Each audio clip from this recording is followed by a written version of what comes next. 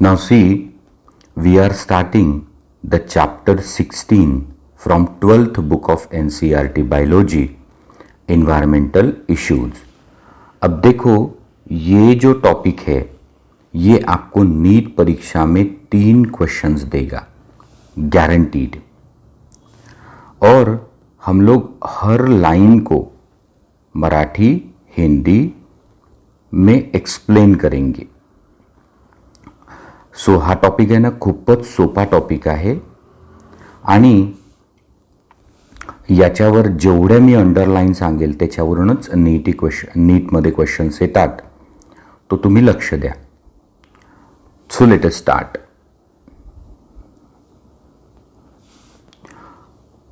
Human population size has grown enormously over the last 100 years. तो मानवाची जनसंख्या म्हणजे मानवी लोकसंख्या मागच्या 100 वर्षामध्ये प्रचंड वाढली। दिस means increase in demand for food, water, home, electricity, roads, automobiles and numerous other commodities. So वाढलेल्या लोकसंख्येला सस्टेन करायला, जगवायला प्रचंड मागणी वाढली। अन्न, पाणी, निवारा, इलेक्ट्रिसिटी, रस्ते, वाहनं आणि बाकी other कमॉडिटीजची। So these demands are exerting tremendous pressure on our natural resources and are also contributing to pollution of air, water and soil. So ह्या सगळ्या मागणी पुरवठा करण्यासाठी आपले जे नॅचरल रिसोर्सेस आहे, सॉईल असेल, वॉटर असेल, एअर असेल, याच्यावरती प्रेशर आलाय आणि त्याच्यामुळं त्याचा ओव्हरयूज झाल्यामुळं सो एअर, वॉटर आणि सॉईलचं पोल्युशनसुद्धा झालंय। The need of hour is to check degradation and depletion of our precious natural resources as well as pollution, but without halting the process of development. म्हणजे या घडीची गरज अशी आहे की आपण आपल्या नॅचरल रिसोर्सेसचं डिप्लिशन आणि डिग्रेडेशन थांबवलं पाहिजे। प्रदूषण म्हणजे पोल्यूशन आपण चेक केलं पाहिजे, पण विकास मात्र थांबता कामा नये। इन हिंदी, पिछले 100 साल में इंसान की आबादी कई गुना बढ़ी है और इस आबादी के लिए कई सारी चीज़ों की ज़रूरत भी बढ़ गई है, जैसे कि food, water, home, electricity, road, automobile और बाकी सारी चीज़ें। और इन डिमांड्स की वजह से हमारे नेचुरल रिसोर्सेस पे एक प्रकार का प्रेशर आ गया है और इसी से एयर, वाटर एंड सॉइल जो हमारे नेचुरल रिसोर्सेस है उसका प्रदूषण हुआ है, पोल्यूशन हुआ है। तो इस घड़ी की ये ज़रूरत है कि हमें विकास को भी नहीं रोकना है, हमारी नेचुरल रिसोर्सेस का डिग्रेडेशन, डिप्लीशन भी नहीं होने देना है और प्रदूषण भी नहीं होने देना है। Now definition. Pollution is any undesirable change in physical, chemical or biological characteristic of air, land, water or soil. म्हणजे एअर, वॉटर, सॉईल याच्या फिजिकल, केमिकल आणि बायोलॉजिकल कॅरेक्टरिस्टिकमध्ये आलेला अनडिझायरेबल चेंज म्हणजे soil, air, water pollution. Agents which bring about such undesirable change are called pollutants. तो असे agent ज्याच्यामुळे हा अनडिझायरेबल change येतो त्यांना आपण पोल्युटंट्स म्हणतो. In order to control environmental pollution, government of India has passed Environment Protection Act 1986 to protect and improve quality of our environment, that is air, water and soil. तो pollution का मतलब है soil, air, water, land, इसमें उसकी biological property, physical property, chemical property में आने वाला undesirable change, मतलब जो कभी एक्सपेक्ट नहीं है, और ऐसा चेंज लाने वाले एजेंट्स को पोल्यूटेंट्स कहते हैं. और हमारा इन्वायरमेंटल पोल्यूशन जो हो रहा है उसे रोकने के लिए गवर्नमेंट ऑफ इंडिया ने इन्वायरमेंट प्रोटेक्शन एक्ट 1986 पास किया है, जो प्रोटेक्ट करेगा और इम्प्रूव करेगा क्वालिटी ऑफ आवर इन्वायरमेंट, मतलब एयर, वाटर एंड सॉइल. तो सुनो, ये हमारी पहली अंडरलाइन होगी. Government of India has passed environment protection act 1986 to protect and improve quality of environment. तो ये इन्वायरमेंट प्रोटेक्शन एक्ट केवल एयर के लिए या वाटर के लिए नहीं है, ये एयर, वाटर एंड सॉइल के लिए है. तो ये हमारा पहला अंडरलाइन है. तो जैसे कि मैंने ऑडियो क्लिप में कहा है कि मेरी आशा है कि स्टूडेंट एक पेज लेकर जो भी हाइलाइट्स मैं बताऊं उसे लिखेंगे. देखो, आप बोर्ड के लिए भी तैयार हो रहे हैं और नीट के लिए भी. Now first title, air pollution and its control. वायू प्रदूषण आणि त्याचा control. We are dependent on air for our respiratory needs. आपण हवेवर श्वसनासाठी, श्वसन करण्याच्या गरजेसाठी अवलंबून आहे. Air pollutants cause injury to all living organism. So जे वायू प्रदूषक आहेत त्याच्यामुळं सगळ्या सजीवांना इंजुरी होती आहे. They reduce growth and yield of crops and cause premature death of plant. So air पोल्युशनमुळं क्रॉप्सची ग्रोथही कमी होते, उत्पन्नही कमी होते आणि प्रीमॅच्युअर डेथ होते आहे प्लांटची.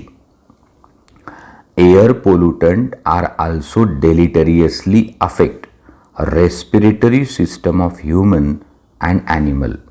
इतकंच नाही की प्लांटची ग्रोथ आणि यील्ड रिड्यूस झाली, त्यांची प्रीमॅच्युअर डेथ झाली, पण या एअर पोल्युटंटचा हानिकारक असर आपल्या रेस्पिरेटरी सिस्टमवर आणि प्राण्यांच्या रेस्पिरेटरी सिस्टमवरही होतो आहे.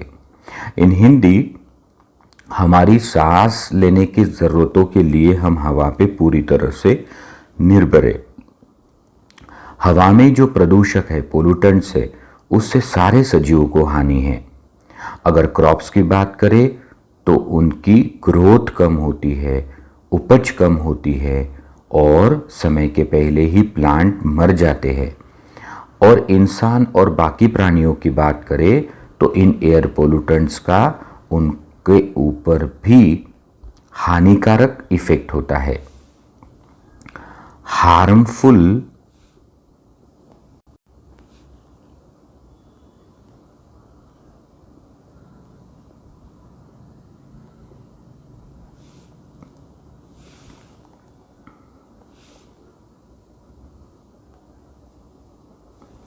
harmful effects depend on concentration of pollutants, duration of exposure and the organism.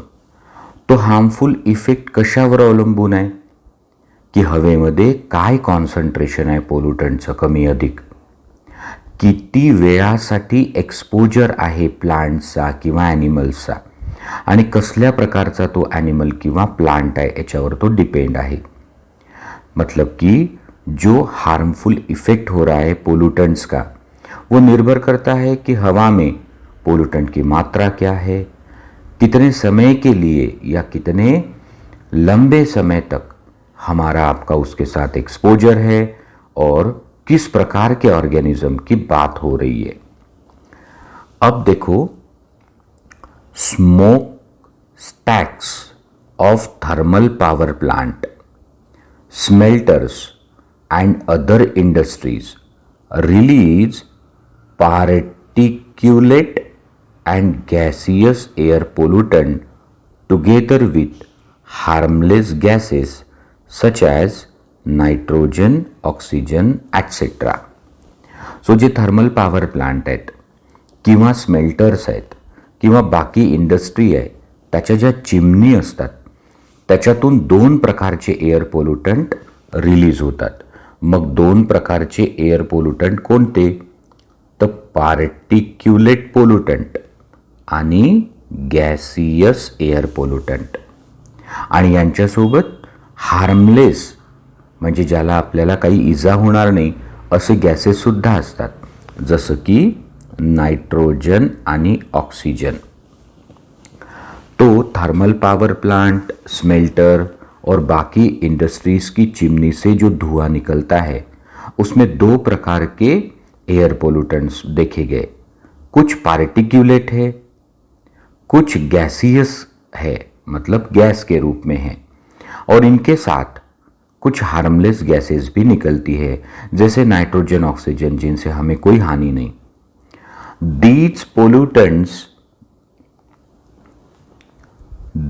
pollutants must be separated or filtered out before releasing the harmless gases into atmosphere. तो हे जे पार्टिक्युलेट आणि गॅसियस एअर पोल्युटंट आहे यांना separate किंवा filter out केलंच पाहिजे, आणि त्यांना सेपरेट किंवा फिल्टर केल्यानंतर मग मात्र हार्मलेस गॅसेस ॲटमॉस्फिअरमध्ये गेले, जसे नायट्रोजन आणि ऑक्सीजन, तर चालेल. मतलब कि जो इन चिमनी से पोल्यूटेंट्स निकलते हैं, तो यदि हम पार्टिकुलेट और गैसियस पोल्यूटेंट को पहले ही फिल्टर करें, सेपरेट करें, और फिर जाते हैं तो जाने दे हार्मलेस गैसेस को एटमॉस्फियर में, जैसे कि नाइट्रोजन, ऑक्सीजन, उससे हानि नहीं होगी.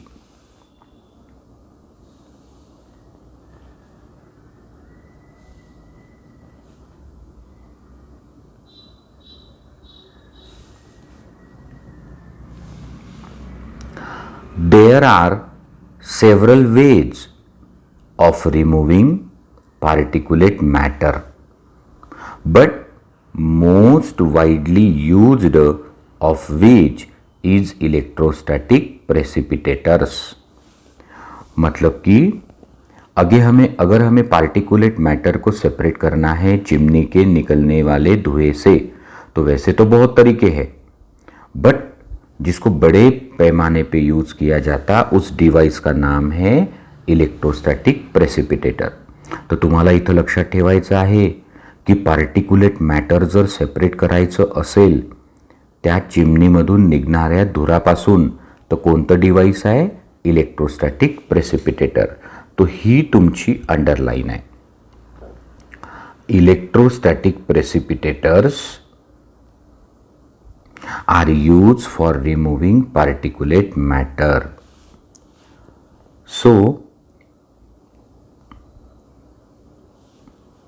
there are several ways for removing particulate matter, the most widely used of which is electrostatic precipitator. Figure 16.1 जो अभी हम देखने वाले हैं, which can remove 99% of particulate matter present in the exhaust from thermal power plant. तो thermal power plant जैसे परली में होंगे, करोड़ी नागपुर या पारस अकोला, तो यहाँ से जो चिमनी से धुआं निकलता है उसमें से अगर पार्टिकुलेट मैटर हम सेपरेट करना चाहते हैं तो the best device is electrostatic precipitator. और वो किस हद तक उपयोगी है? It can remove 99% of the particulate matter present in the exhaust from thermal power plant. म्हणजे इलेक्ट्रोस्टॅटिक प्रेसिपिटेटर 99% पार्टिक्युलेट मॅटर त्या एक्झॉस्टमध्ये जे थर्मल पॉवर प्लांटमधून निघतात त्यातून काढू शकतं. कसं काढू शकतं? So it has electrode wire, म्हणजे इलेक्ट्रोस्टॅटिक प्रेसिपिटेटरमध्ये इलेक्ट्रोड वायर आहे, that are maintained at several 1000 holes which produce a corona that release electrons. तो हे जे इलेक्ट्रोस्टॅटिक प्रेसिपिटेटर आहे त्याच्यात इलेक्ट्रोड वायर्स आहे, त्यांचं खूप जास्त व्होल्टेज असतं आणि त्यांच्यामधून रिलीज होतात कोरोना म्हणजे कव्हर्स, आणि त्याच्यातून इलेक्ट्रॉन्स बाहर पड़तात. तो सर ये जो इलेक्ट्रोड वायर है जिनका करंट कई 1000 होल्ड रहता, वो एक कोरोना माने एक सॉर्ट ऑफ कवर बनाती है जिसमें से इलेक्ट्रॉन्स निकलते. वो क्या करेंगे? वो डस्ट पार्टिकल जो है, पार्टिकुलेट मैटर, उसको चिपकेंगे. तो क्या होगा?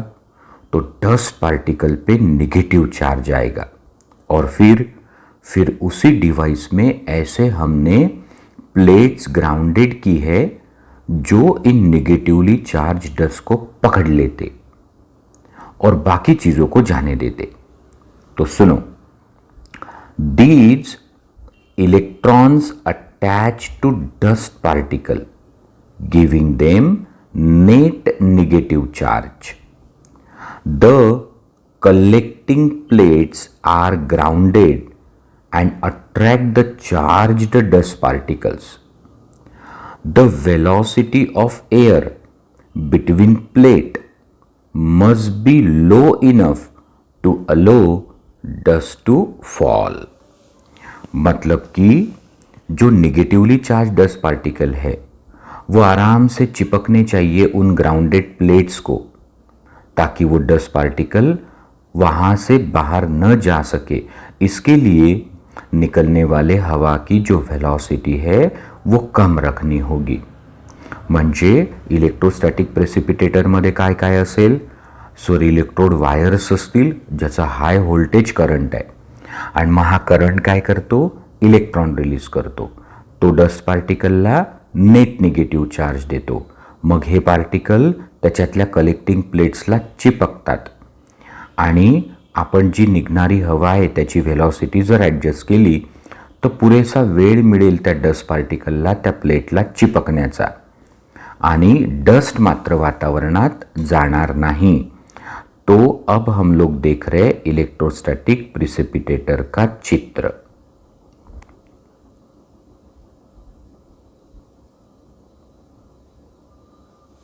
देखो,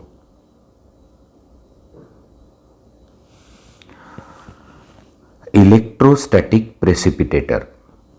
सो लेफ्ट हैंड साइड से डर्टी एयर जो थर्मल पावर प्लांट से निकली है वो इस इलेक्ट्रोस्टैटिक प्रेसिपिटेटर नाम के डिवाइस में गई. अब इसमें ये है dust particles. So dust particles. अब जो इलेक्ट्रोड वायर है मेंटेन्ड एट हाई वोल्टेज, उनसे कोरोना डिस्चार्ज हुआ है. त्या कोरोनामुळं डस्ट पार्टिकल जे आहे त्याच्यावरती आला नेट निगेटिव्ह चार्ज. आता असे जे डस्ट पार्टिकल आहे ज्यांच्यावर निगेटिव्ह चार्ज आला तर ह्या आहे कलेक्शन प्लेट ग्राउंडेड. तो जेव्हा याच्यातनं ते निगेटिव्ह चार्ज डस्ट पार्टिकल्स जातील तर ते या प्लेट्सला अडकून पडतील आणि आता बाहेर जाईल फक्त क्लीन एअर्स आणि डस्ट फ्री एअर आता बाहेर जाती आहे. म्हणजे हा इलेक्ट्रोस्टॅटिक प्रेसिपिटेटर आहे. हे डस्ट पार्टिकल्स आहेत आणि इथे लावलेल्या आहेत प्लेट्स. मग त्या हाय व्होल्टेज वायर्स ज्या आहे त्या कोरोना रिलीज करतात आणि ते कोरोना या डस्ट पार्टिकलला देतात निगेटिव्ह चार्ज. आणि मग हे डस्ट पार्टिकल जेव्हा येतील तर ते या प्लेट्सला अडकून बसतील आणि बाहेर जाणारी एअर असेल क्लीन आणि एंट्री करणारी होती डर्टी एअर. तो असं असतं इलेक्ट्रोस्टॅटिक प्रेसिपिटेटर. आता आपण स्क्रबर पाहून घेऊ. तो सर थर्मल पॉवर प्लांट किंवा स्मेल्टर्स किंवा अदर इंडस्ट्रीजच्या चिमनीमधून जे एअर पोल्युटंट्स निघताय ते दोन प्रकारचे आहेत, पार्टिक्युलेट पोल्युटंट आणि गॅसेस. तर सर पार्टिक्युलेट पोल्युटंटचा इलाज तर आपल्याला सापडला, इलेक्ट्रोस्टॅटिक प्रेसिपिटेटर. काय रिमूव्ह करतात ते? SPM, सस्पेंडेड पार्टिकुलेट मैटरसाठी असतात. पर सर ये जो गैसेस निकलते हैं उनका क्या करें? तो उनके लिए देखो दूसरा डिवाइस है end that device is scrubber. तो आता पहा स्क्रबर काय असतं. स्क्रबर ऐसा डिवाइस है जिसमें एक तरफ से डर्ट एयर जाती है और उस डर्ट एयर में जो भी होंगे हजार्डस गैसेस से उसमें सल्फर डायऑक्साइड है किंवा अमोनिया असेल तर इलेक्ट्रोस्टॅटिक प्रेसिपिटेटर तर फक्त डस्ट काढतील. मग आता हे गॅसेस काढण्यासाठी कोणतं डिव्हाइस आहे? स्क्रबर. पहा काय मेकॅनिझम आहे. स्क्रबरमध्ये वॉटर म्हणजे पाणी किंवा लाईम वॉटर म्हणजे चुण्याचं पाणी याचा मारला जातो स्प्रे. आणि या गॅसेसची असते डिफरंट सोल्युबिलिटी. तो समजा जर सल्फर डायऑक्साईड असेल तर तो पाण्यात डिझॉल्व्ह होऊन सल्फ्युरिक ॲसिड बनेल. अमोनिया असेल तर नायट्रिक ॲसिड बनेल. आणि वर जाणारी हवा कोणती असेल? Clean air. म्हणजे गॅसेस रिमूव्ह करायचे असेल तर स्क्रबर. स्क्रबरचं मेकॅनिझम काय आहे? Differential solubility of the gases. आणि पार्टिक्युलेट मॅटर काढायचं असेल तर इलेक्ट्रोस्टॅटिक प्रेसिपिटेटर. त्याचं प्रिन्सिपल काय आहे की कोरोना जो इलेक्ट्रॉन रिलीज करतो तो डस्ट पार्टिकलला नेट निगेटिव्ह चार्ज देतो आणि पॉझिटिव्हली चार्ज प्लेट्स त्याला पकडून घेतात. तो आता याच्यावर नीट क्वेश्चन आलेला है. तो आपको ध्यान रखना है कि गैसियस पोल्यूटेंट को रिमूव करना है तो स्क्रबर, पार्टिकुलेट पोल्यूटेंट को रिमूव करना है तो electrostatic precipitator.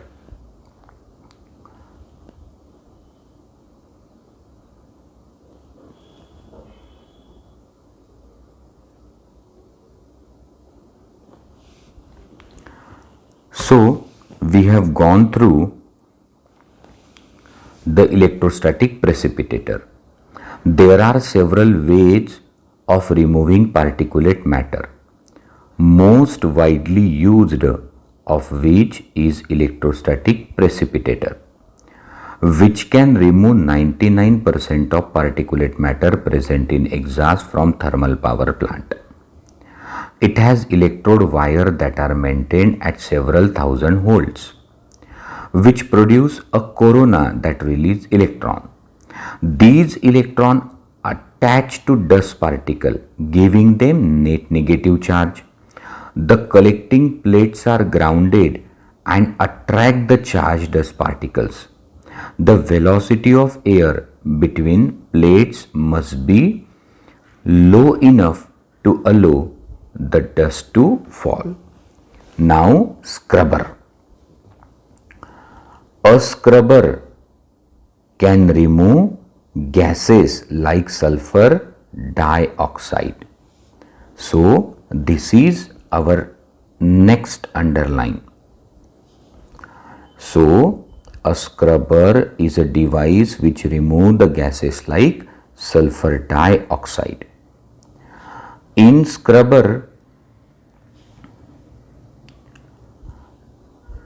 a scrubber, the exhaust is passed through a spray of water or lime.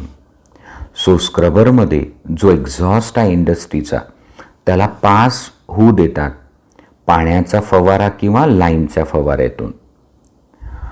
तो ये हमने ऑलरेडी देखा है स्क्रबर.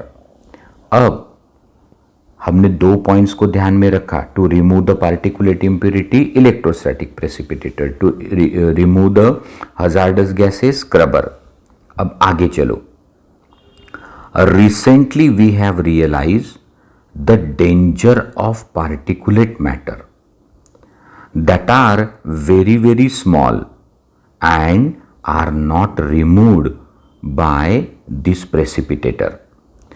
तो रिसेंटली आपल्याला माहिती झालंय की इलेक्ट्रोस्टॅटिक प्रेसिपिटेटर्स ज्या डस्टला पकडतात तर ते लार्ज साईजची असते, पण तरी निघतेच व्हेरी फाईन डस्ट पार्टिकल्स आणि ते इतके डेंजरस आहे. तो जिन डस्ट पार्टिकल की साइज 2.5 माइक्रोमीटर से कम है वो डायरेक्टली लंग अल्वेओलाई में जाते हैं और उनको करते हैं डैमेज. ये नीट क्वेश्चन था. So which particle size is dangerous? Directly it goes with the inhaled air and it damages the lung alveoli. असा क्वेश्चन विचारला होता. तो देखो, recently we have realized the danger of particulate matter that are very very small and are not removed by this precipitator. According to Central Pollution Control Board CPCB, the particulate size 2.5 micrometer or less in diameter are responsible for causing greatest harm to human health. These fine particles can be inhaled deep in lungs and cause breathing and respiratory symptoms, irritation and inflammations, and damage to lungs and premature death. So 2.5 micrometer पेक्षा छोटे particle precipitator remove करत नहीं. Central pollution control board CPCB के कहने के अनुसार जिन particles की size 2.5 micron या उससे कम है वो सीधे हम लोग इनहेल कर जाते और इससे ब्रीदिंग रेस्पिरेटरी सिम्टम्स आते हैं, इरिटेशन होता है, इन्फ्लामेशन होता है end it damage the lung end it cause premature death. तो या पेजवर आपण पाहिलं इलेक्ट्रोस्टॅटिक प्रेसिपिटेटर, स्क्रबर आणि CPCB के कहने के अनुसार कौन सी साइज पार्टिकुलेट मैटर की डेंजरस है. Now the next page.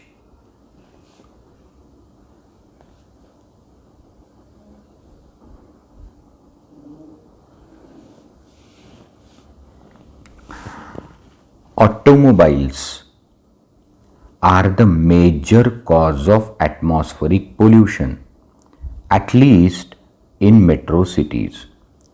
तो एयर पोल्यूशन के जो सोर्सेस है उन सोर्सेस की अगर बात करें तो automobiles,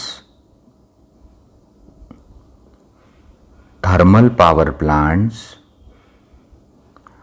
industries, then the burning activities and some others, ऐसे एयर पोल्यूटेंट के सोर्सेस है. तो यहाँ सिर्फ एक सोर्स की इंफॉर्मेशन दी है कि automobiles are the major cause of atmospheric pollution at least in metro cities. As the number of vehicle increases on street, this problem is now shifting to other cities also. तो रस्त्यावरील वाहनांची संख्या दिवसेंदिवस वाढतच आहे. त्याच्यामुळं मेट्रो सिटीजमधले हे जे प्रॉब्लेम आहे ते इतर शहरात सुद्धा येत आहे. Proper maintenance of automobile along with use of lead-free petrol or diesel can reduce pollutants they emit. तो पहिला उपाय सांगितला आहे की जर वापरलं लीड फ्री पेट्रोल किंवा डिझेल तर पोल्युटंट्स कमी होतात. आता सगळ्यात महत्त्वाचं आहे ज्याच्यावरती क्वेश्चन विचारतात नीटमध्ये. आता लक्ष द्या, हे सोपं आहे. कॅटॅलायटिक converters having expensive metal, namely platinum, palladium and rhodium as catalyst. So catalytic converter having expensive metal, namely platinum, palladium, rhodium as a catalyst are fitted into automobile for reducing emission of poisonous gases. As the exhaust passes through catalytic converter, unburnt hydrocarbons are converted into carbon dioxide and water. Carbon monoxide is converted into carbon dioxide and nitric oxides are converted into nitrogen gas. The motor vehicle equipped with catalytic converter should use unleaded petrol because the lead in the petrol inactivate the catalyst. आता इथे लक्ष द्या, कॅटॅलिटिक converters काय असतात.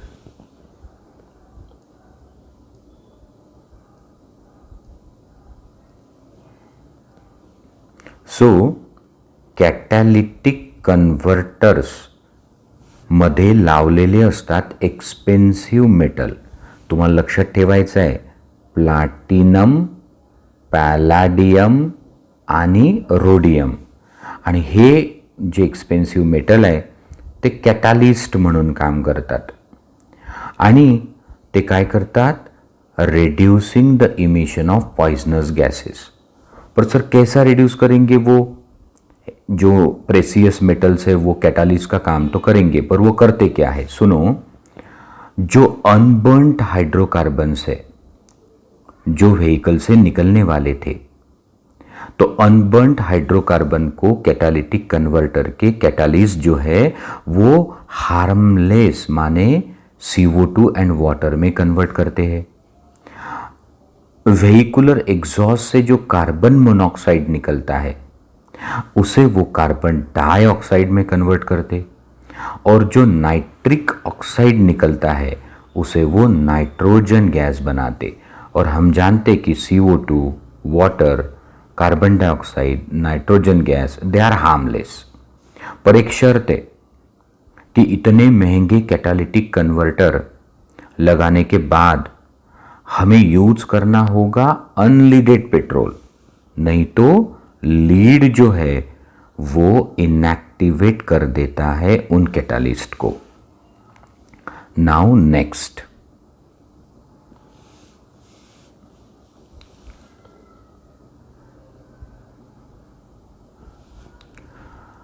In India air prevention and control of pollution act came in force in 1981.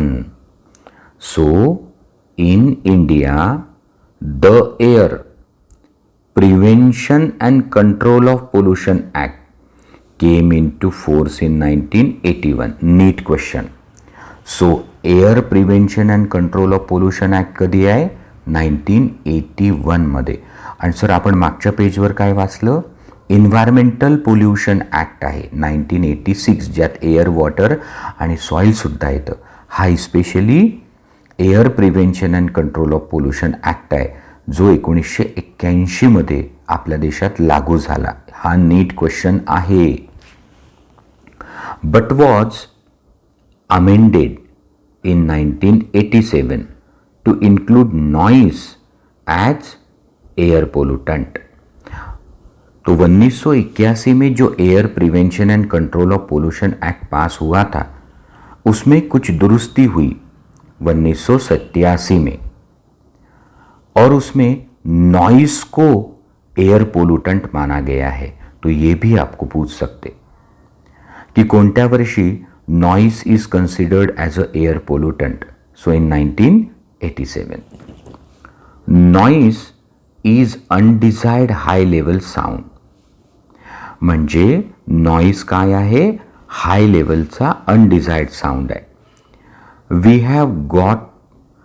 Have got use to associating loud sounds with pleasure and entertainment, not realizing that noise causes psychological and physiological disorders in human. तो आता आपल्याला सवय झाली आहे की आनंदामध्ये, मनोरंजनासाठी आपण noise करतो आणि आपण याची तमाई बाळगत नाही की या कर्कश आवाजांमुळं मानसिक आणि शारीरिक डिसऑर्डर्स येतात. The bigger the city, the bigger the function, the greater the noise. जेवढं मोठं शहर तेवढं मोठं फंक्शन, तेवढा जास्ती आवाज. A brief exposure to extremely high sound level 150 decibel or more generated by takeoff of jet plane or rocket may damage the eardrum, thus permanently impairing the hearing ability. तो जो जेट प्लेन्स या rocket उड़ते हैं उनका आवाज़ 150 decibel से अधिक होता है और थोड़ी देर तक भी उसे हमने सुना तो कान डैमेज हो जाते और सुनने की क्षमता हमेशा के लिए निकल जाती. Even chronic exposure, chronic is long term, so factory में जैसे रहता. Even a chronic exposure to relatively lower noise level of cities may permanently damage the hearing ability of human. Noise also causes sleeplessness, increased heartbeat, altered breathing pattern, and thus considerably stressing the human. म्हणजे आवाजामुळं psychological आणि physiological परिणाम तर होतातच, पण झोप येत नाही, heart rate वाढतो, श्वास घेण्याचा पॅटर्न बदलतो आणि त्याच्यामुळं ताण वाढतो. Considering the many dangerous effect of noise pollution, can you identify the unnecessary sources of noise pollution around you which can be reduced immediately without any functional financial loss to anybody? So यदि आपको अभी समझ में आया है कि noise pollution का हमारे ऊपर कितना डेंजरस असर होता है, तो क्या हम हमारे आस पड़ोस में जो अननेसेसरी नॉइसेस है क्या उन्हें तुरंत हम बंद कर पाएंगे? पर किसी का फायनान्शियल लॉस नहीं होना चाहिए. म्हणजे तुमच्या आजूबाजूनी जे काही उद्योग चालत असतील तर त्या उद्योगांना सुद्धा नुकसान होता कामा नये आणि आवाजही कमी झाला पाहिजे. म्हणजे दळण केंद्र असेल किंवा कोणाचं घर बांधण्याचं काम चालू असेल, स्टोन ग्राइंडिंग वगैरे सुरू असेल, तर किंवा ट्रॅफिक असेल बाजूनी, तर आपण ते कसं रिड्यूस करू शकतो? तो आता त्याचं उत्तर दिलं आहे. Reduction of noise in our industries can be affected by use of sound absorbent material और बाय मफलिंग द नॉईज. तो नॉईजचा ॲम्प्लिट्यूड कमी करणे किंवा साऊंड ॲब्सॉर्बंट शीट लावणे. Stringent following laws let down in relation to noise like delimitation of horn-free zone around hospitals and schools, permissible sound level of crackers and of loudspeakers, timing after which loudspeaker cannot be played, etc. need to be enforced to protect ourselves from noise pollution. तो जसं schools आणि hospital हा horn free zone असेल तर तिथे आवाज करणार नाहीत व्हेकल. नंतर जे फटाके वाजवल्या जातात त्याची साऊंड लेवल कमी करायला पाहिजे. लाऊडस्पीकरचा आवाज कमी डेसिबल असला पाहिजे. त्याचं टायमिंग फिक्स असला पाहिजे. जसं रात्री 10 नंतर लाऊडस्पीकर वाजवता येत नाही. याच्यामुळं आपण नॉईज पोल्युशन कमी करू शकतो. Now here the point two remember was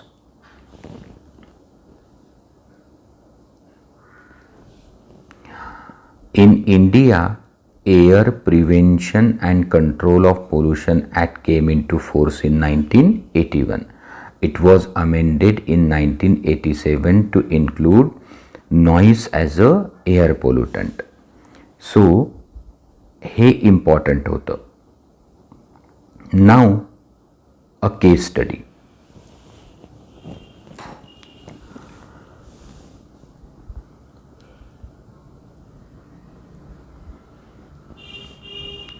Controlling vehicular air pollution, a case study of Delhi. With its very large population of vehicular traffic, Delhi leads the country in its level of air pollution. So, Delhi का जो vehicular traffic है, vehicle population है, उस वजह से वो देश में अगले स्थान पर है, पहले स्थान पर है. Delhi has more cars than state of Gujarat and West Bengal put together. तो गुजरात आणि बंगाल या दोन राज्यांच्या व्हेकलची बेरीज केली तरी दिल्ली पुढे आहे. In 1990s, Delhi ranked 4th among the 41 most polluted cities of the world. तो जगामध्ये ज्या 41 सगळ्यात जास्त प्रदूषित शहरं आहे याच्या सूचीमध्ये आपली दिल्ली 4थ्या क्रमांकावर आहे, जी शर्मेची बाब आहे. Air pollution problem in Delhi became so serious that public interest litigation PIL was filed in supreme court of India. So दिल्लीच्या एअर पोल्युशनचा प्रॉब्लेम इतका सिरियस झाला होता, गंभीर झाला होता की काही सुज्ञ लोकांना जनहित याचिका, पब्लिक इंटरेस्ट लिटिगेशन फाईल करावं लागलं सुप्रीम कोर्टात. After being censored very strongly by supreme court, मग सुप्रीम कोर्टाने फटकारल्यानंतर under directives government was asked to take within a specific time period appropriate measures including switching over entire fleet of public transport, that is buses, from diesel to compressed natural gas. So जब supreme court ने government को फटकारा और ये कहा कि एक time limit में आप स्ट्रिक्ट एक्शन लेके ये एयर पोल्यूशन कम करो, और इसी के तहत सबसे पहले क्या किया गया, तो दिल्लीमधल्या जे काही पब्लिक ट्रान्सपोर्ट आहे म्हणजे सार्वजनिक परिवहन म्हणजे बसेस, तर त्या डिझेलवरून काढून CNGवर टाकल्या. मग सर CNGचा काय फायदा असतो, मग मी ऑडिओ क्लिपमध्ये सांगितला.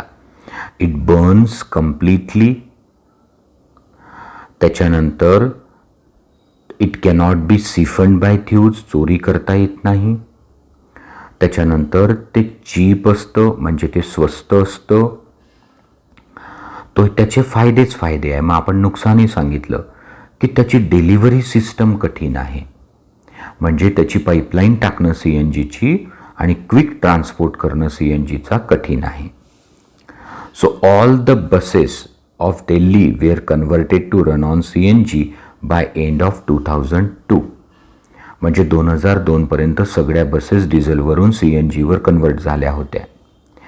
You may ask the question as to why CNG is better than diesel. The answer is that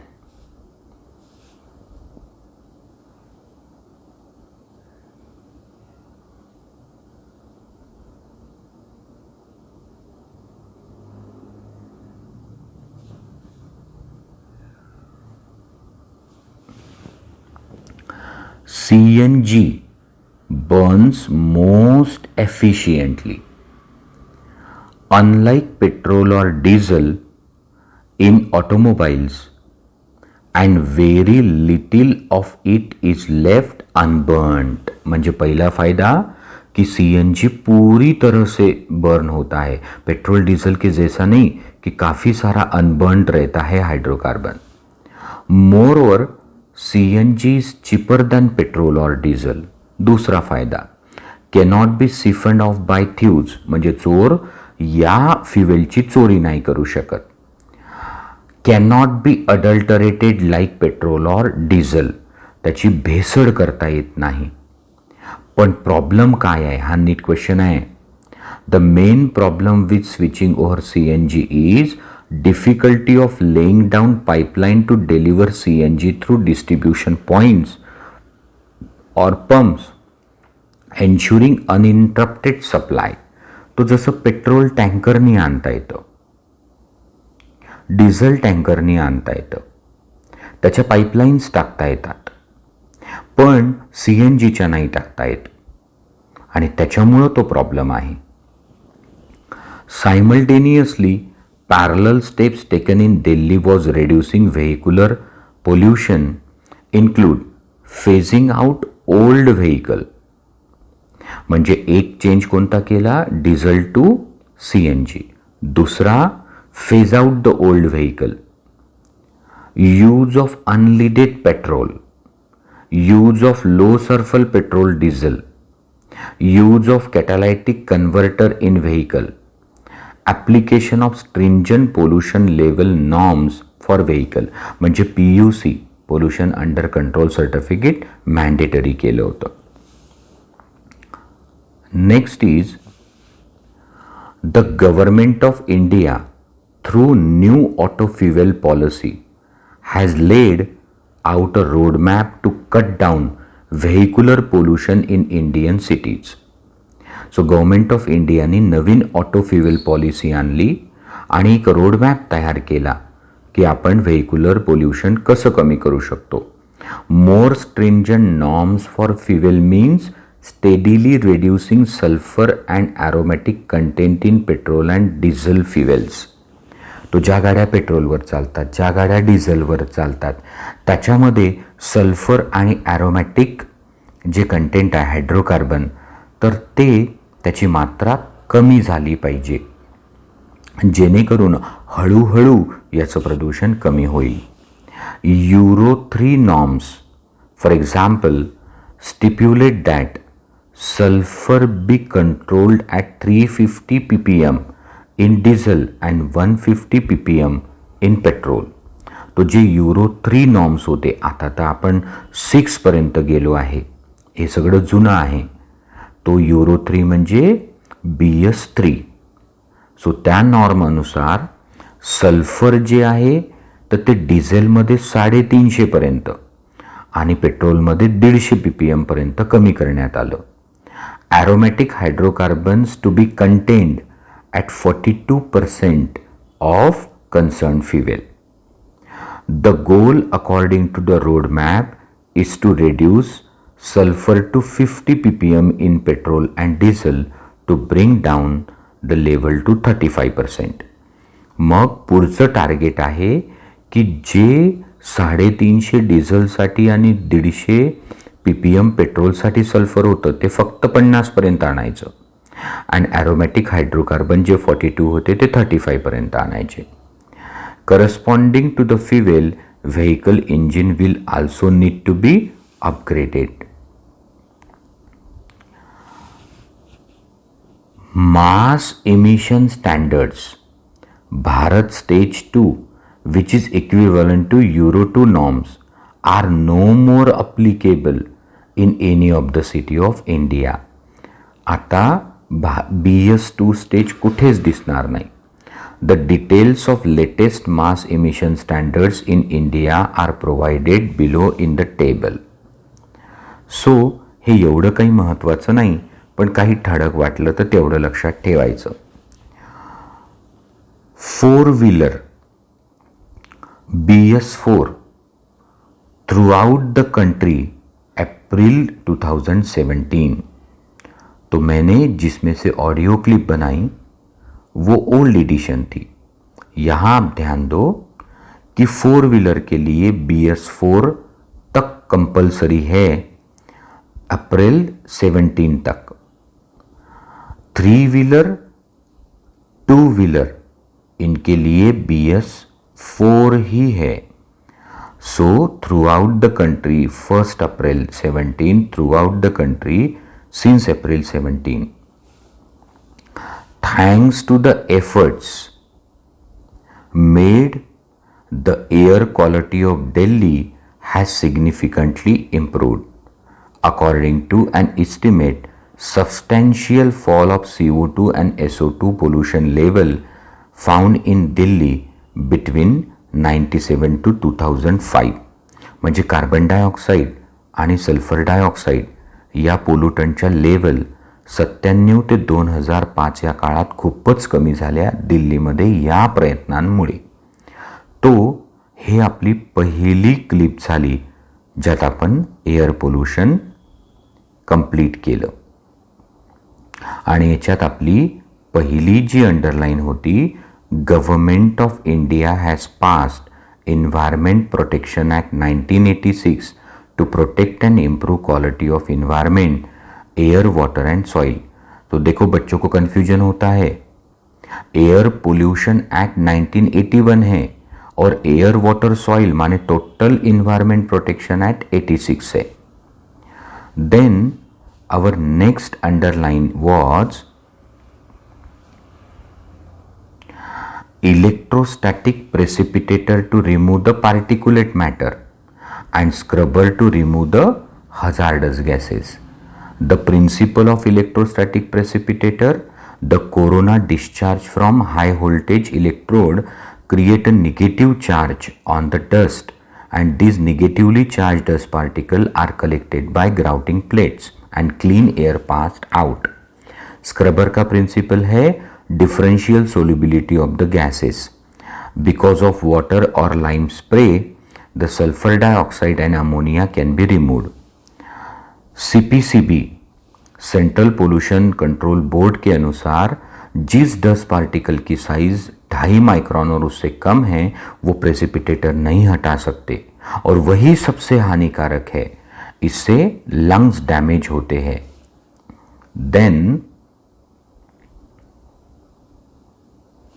हमने कैटालिटिक कन्वर्टर की बात की व्हेहिक्युलर एक्झॉस्ट कमी करण्यासाठी किंवा इनर्ट करण्यासाठी कॅटालिटिक कन्व्हर्टर बसवले जातात. प्लॅटिनम, पॅलिडम, रोडियम हे त्याच्यात असतात प्रेशियस मेटल्स. ते काय करतात, अनबर्न्ड हायड्रोकार्बनला कार्बन डायऑक्साईड वॉटरमध्ये कन्वर्ट करतात, कार्बन मोनॉक्साईडला कार्बन डायऑक्साईडमध्ये आणि नायट्रिक ऑक्साईडला नायट्रोजन गॅसमध्ये. नंतर in India air prevention and control of pollution act 1981 मध्ये त्याच्यात नॉईस कधी ॲड झाला ॲज अ एअर पोल्युटंट 1987 मध्ये. देन दिल्ली एअर पोल्युशन कमी करण्यासाठी काय काय उपाय केले, तो सर एक तो shifting from diesel to CNG. दूसरा काय केला तो phasing out the old vehicles. Phasing out the old vehicles. Unleaded petrol, low sulphur petrol, diesel, use of catalytic converter. आणि हे नॉर्म्स तुम्हाला लक्षात ठेवायचे की 4 व्हीलर असो, 3 व्हीलर असो की 2 व्हीलर असो, BS4 हे कंपल्सरी आहे. सो 2017 नंतर BS3 वगैरे चालणार नाहीत. आता पुढच्या क्लिपमध्ये आपण बोलूया वॉटर पोल्युशनबद्दल. थँक्यू.